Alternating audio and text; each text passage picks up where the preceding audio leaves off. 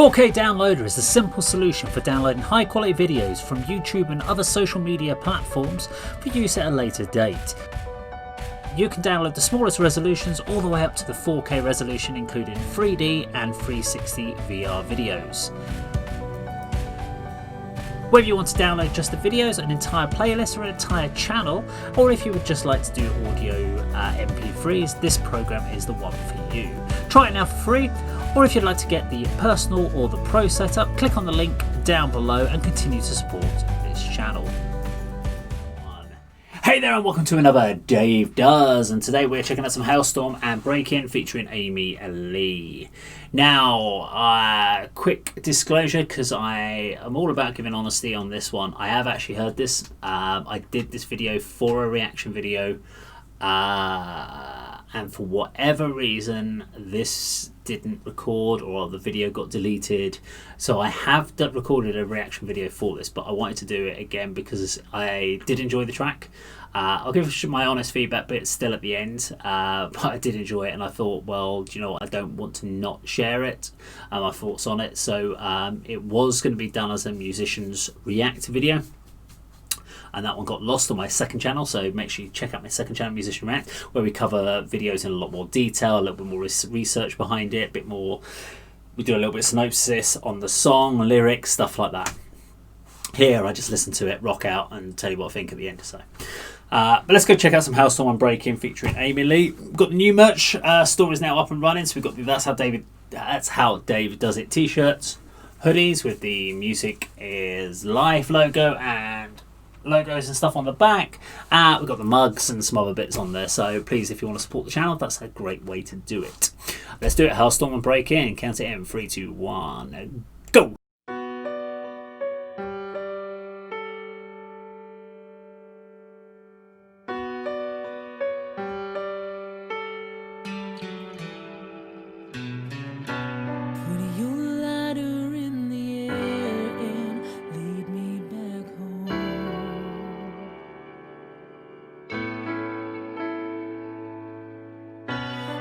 It's all said and done, I'll follow the echo.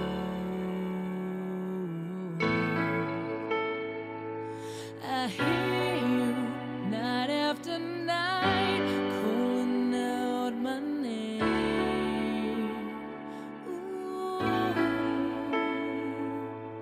And I find myself running to me.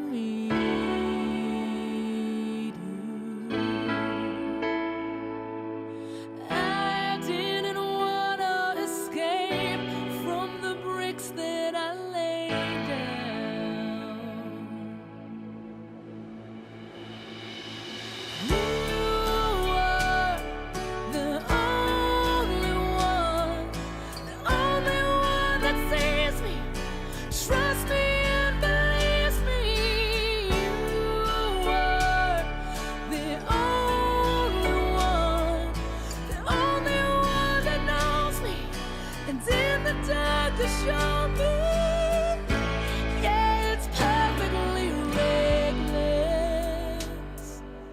Damn, you leave me defenseless. So break in, break in.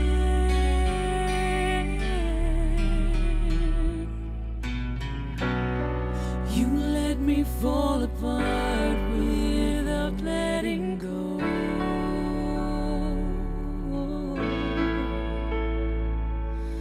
Then you pick up the pieces and you make me whole.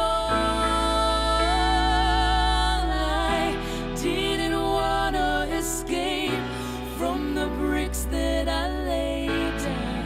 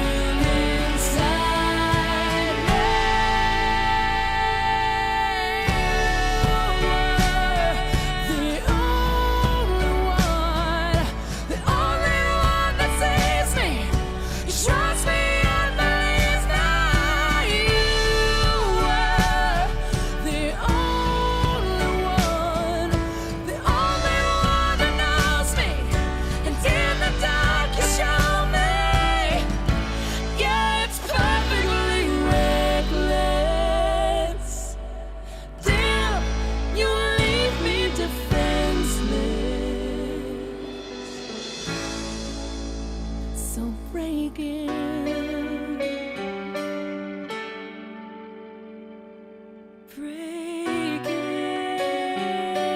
wrong. Put your letter in the air and leave me back home. Halestorm Breaking, featuring Amy Lee. An absolutely beautiful track, absolutely beautifully performed. Lizzie Hale is by far my favourite female vocalist. I don't think I've heard a song that she's done that I haven't liked. I love what she does. I love her vocal tone. Amy Lee sounded amazing on this. Their harmonisations were great and amazing. I'm sure this will probably appear on a vocal coach reacts. I'm sure there'll be plenty of vocal coaches that will talk about this, because it's a perfect song for a vocal coach to give their feedback on. I can't really give feedback on a vocal coach because I'm not a vocalist, I'm not a vocal coach. But I can talk about a couple of things that you might be interested in about the studio and what they were going on in there. So the main microphone they're using is an SM7B, which is that both were using those. Very cool microphones. I've used one before. They cost about £400 roughly for a microphone, maybe a bit less. Great for rock vocals. They have a built-in kind of buffer, so what you do is you don't tend to get all those clicky noises that you get. It's a lot less S-in sounds as well, so it just cleans up a lot. So it's great for rock vocals, clean vocals as well. And you'll see pretty much it is a staple of most studio recording now. It doesn't get really used live. Occasionally on certain things it might get used. There's other microphones they'll use, other Shure microphones. It's still like the sort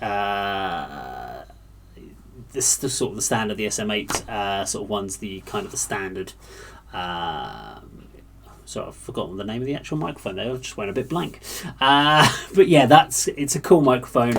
But you'll see a lot of rock vocalists do it. If you went to watch Metallica's Some Kind of Monster, you'll see him using a lot of that, holding onto that microphone. So he uses that quite a lot. Well, it's one of the ones he uses. What other things? Now, both Lizzie and Amy Lee had a little box in front of them with little knobs and stuff like that. Now, I couldn't quite see exactly what the model is and what sort of thing it is, but usually those boxes are used for vocalists to adjust their in-ear monitors, so they can control how much they're hearing of other people around them. Especially in a live performance, it's useful to have. Sometimes it's for effects, so they can adjust their own effects, reverb, etc. So that they can, if they're feeling like there's a little bit too much reverb, they can adjust it there and then. You'll see this quite often used in more acoustic, broken down performances where they've got other instrumentations that are not used on every single song and the vocalist needs to work on the fly, or if there's certain vocal effects they want to use on certain parts of a song and they want to control that themselves. So both of them had that, and I know at one point you saw Amy kind of went forward and adjusted it, and I would say that's probably her adjusting the in-ear monitor of her and Lizzie just to get a balance. And the last thing I was looking at there was, it was interesting to see. So with Lizzie, with her, so these are over-ear headphones. So these basically cancel out. So these are closed back headphones. Sorry. Sometimes you get open back ones. Open back ones, basically the noise can bleed out. You don't want to use those for recording, because if you're recording into a microphone, you don't want the playback to go into them. So I've used closed back. They go firmly over the ears. And Lizzie had hers headphones straight over both ears, so all she could hear was from her voice. She could hear her voice going into their background, into the cans, and of course Amy's and the backing track. So she had everything coming through her headphones. With Amy, she had it, but she had this ear slightly off. And the reason she wanted that was so that she could hear her unprocessed voice of herself. It's something I also do occasionally when doing vocal bits or recording vocal ideas, because sometimes when you're listening back to your mix down, your vocals might be a little bit too much within the mix. You can't hear some of the variations, or there might be a little bit of delay, a bit of reverb or something in there. Ideally you're doing that because you're trying to get the mix right. and you might be doing some vocal overdubs or something like that, but you don't want to hear all of those effects because it can throw you off your performance. So actually having it off there, you can clearly hear what you're also singing, as well as you're getting the mix. So you're getting your mix in one ear, you've got a little bit of the mix in this ear, but you're also getting your live performance there. And so you will see vocalists do that. Maybe not so often recording, just because obviously they don't want to get bleed going into the microphone. But it's sometimes a risk worth taking in some cases if the mix is low enough in there. And the last one I did want to talk about is the hand gestures. There was lots of hand gestures going on, especially Lizzie, but Amy did do some. She did one where she did this and then she did that. So she was talking about, she was doing a note and then she did that afterwards. And basically what they're doing with the hand gestures there is they're visualizing the notes that they're singing. So where they're going up, where they're pushing something, they're pushing it out to a peak and then they're moving it off to another direction. So Lizzie was doing a lot of this, and actually if you follow where her hands are going, when she goes up, she did a slight upward movement, and then if she moves at the same key or a same pitch and then she moves it off and holds a note, she might do that. And then interestingly, when she starts the next one, she uses this one as the next start. So what she's doing is she's visualizing the notes, and all that's doing is keeping her to, it's a way of them focusing the performance onto the notes of where she needs to hold, how long for. She's almost using it like a conductor, if you like, on her own performance, and it's a very interesting way to do it. But you wouldn't really see, obviously, if in a rock performance they're not going to do all of this sort of thing. But when they're trying to just harmonise like that, it's a good technique to have, in my opinion. It genuinely does help having that visualization of trying to hold a note, and that's when Amy Lee was trying to hold this note. And it went up to a small pitch and then carried on. And you see her go like that. Little upwards moment and then carried on. So I just wanted to share those few bits. I'm sure a lot of you had already picked that up anyway, but for those that hadn't, that's my little 2 pence into the mix. Anyway, if you like the video, please do subscribe, click the bell icon, like, share, leave your comments down below, purchase my crap from the merch shop. I do appreciate it. And that, of course, is how Dave does it.